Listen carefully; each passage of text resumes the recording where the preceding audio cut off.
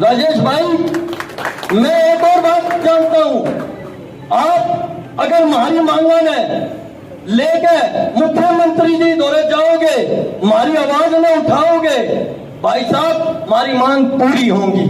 भाई साहब ये नंबरदार जो नए नंबरदारों की नियुक्ति होनी है, जिन नंबरदारी पीढ़ी दर पीढ़ी चली आ रही है, जिन नंबरदारों की नियुक्ति होनी है, नए नंबरदार बनने हैं, एक तो हमारी यह सबसे जरूरी सबसे पहली मांग यह है। इसलिए आप चाहे, मैं तो आपका एक और निवेदन करूंगा, इसलिए आप सारे हरियाणा के नंबरदारों की जिम्मेवारी हमारी सारी ताकत हम लगाओगे।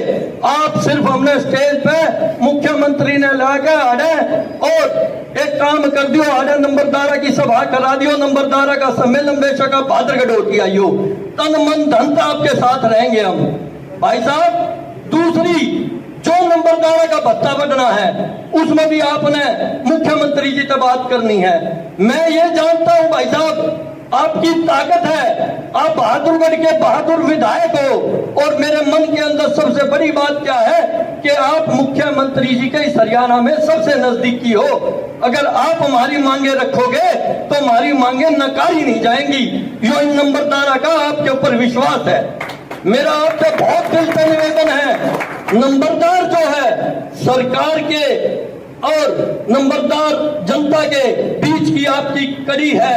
मुख्यमंत्री जी ने समझाओ कि जब विधानसभा चुनाव होगा, आज हमारी झज्जर डिस्ट्रिक्ट की चारों सीटें नहीं है, नंबरदारा की नियुक्ति होगी, नंबरदारा की मदद होगी, तन मन धन से रोहतक योजना झज्जर सोनीपत झज्जर बेरी बादली और भाद्रगढ़ का हमारी है, आपकी सारी सीट सरकार में मिलेंगी दिल तय, और सारे नंबरदार दिल तय सरकार की मदद करेंगे।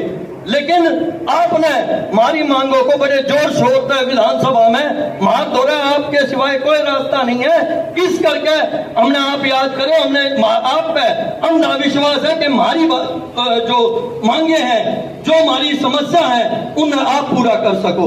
भाई साहब दोबारा हाथ जोड़ कर नरम निवेदन है कि हमारी इन मांगा पे ध्यान दें। धन्यवाद। ब्लॉक के पूरे तहसील के पूरे नंबरदार एसोसिएशन, जिनकी जिम्मेवारी सतीश भाई नंबरदार जी के पास प्रदान की है, राजीव साहब हैं, सभी मिलकर अपनी समस्याएं जो उनकी जटिल समस्याएं हैं कि भाई जो नंबरदार एक्सपायर हो गए हैं, उनके आगे उनके बेटे भतीजे जो भी उनके परिवार का फैसला वो नंबरदार बनते आ रहे, पुरानी परंपरा है। और 2021 से परंपरा रुकी हुई है ऑफिशियली। और कुछ भत्ते वाली बात है कि भाई औरों की भी हर साल महंगाई के तौर पे किसी न किसी की सबकी तनख्वाह बढ़ती रहती है, नंबरदारों की तनख्वाह नहीं बढ़ी है, भत्ता नहीं बढ़ा है, इस तरह की 3 मांगे हैं। अब मेरे को जो बताया है, तो मैं आप सभी नंबरदारों को आपके माध्यम से ये आश्वासन देना चाहता हूँ कि मैं सीएम साहब से अपने हल्के के लोगों की समस्या लेकर मिलता ही रहता हूँ। उसी तौर पर मैं भी ये एक बहुत अहम समस्या है नंबरदारों की। नंबरदार हमारे किसान और सरकार के बीच एक बहुत बड़ी कड़ी है। तो अपने नंबरदारों की समस्या में सीएम साहब से एक बार मिलूँ, 2 बार मिलूँ। देखो सीएम साहब हर वर्ग के लिए, हर किसी के लिए मेहनत कर रहे हैं, हर किसी के लिए अच्छा काम कर रहे हैं।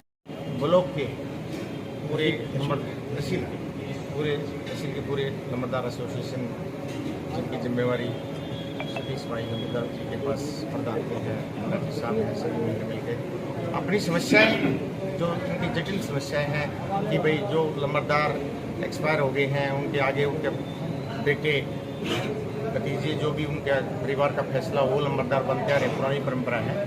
और 2021 से परंपरा रुकी हुई है ऑफिशियली। और कुछ भत्ते वाली बात है कि भाई औरों की भी हर साल महंगाई के तौर पे किसी न किसी की सबकी तनख्वाह बढ़ती रहती है, नंबरदारों की तनख्वाह नहीं बढ़ी है, भत्ता नहीं बढ़ा है, इस तरह की 3 मांगे हैं। अब मेरे को जो बताया है, तो मैं आप सभी नंबरदारों को आपके माध्यम से ये आश्वासन देना चाहता हूँ कि मैं सीएम साहब से अपने हल्के के लोगों की समस्या लेकर मिलता ही रहता हूँ। उसी तौर पर मैं भी ये एक बहुत अहम समस्या है नंबरदारों की।